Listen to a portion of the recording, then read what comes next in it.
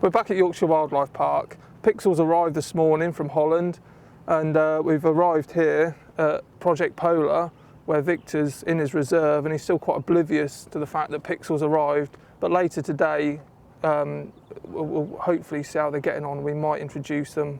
All depends on how Pixel's getting on.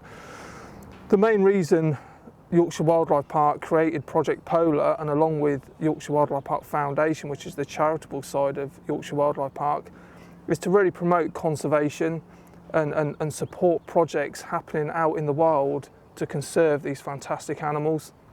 And polar bears have been under threat for many, many years from all sorts of activities, through hunting for their fur, for hunting just for recreational purposes, and a lot of that's been controlled now. So their numbers have stabilised, but now the biggest threat to them is climate change. And climate change is something that we can all do something about. The governments can do certain things to stop poaching and hunting, but actually climate change is all our responsibilities.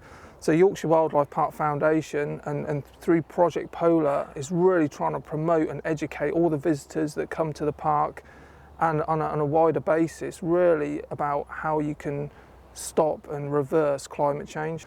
With global warming, a couple of degrees increase in temperature can really make a huge difference on the polar ice caps where the polar bears live. If they've got no ice to hunt the seals on, they've got no food, they basically will starve and they'll go extinct. So we really want to make sure there's a habitat left for polar bears left in the wild, and by creating these fantastic reserves for polar bears in captivity, the public can come here, they can learn about polar bears, learn about climate change, and hopefully we can make a difference.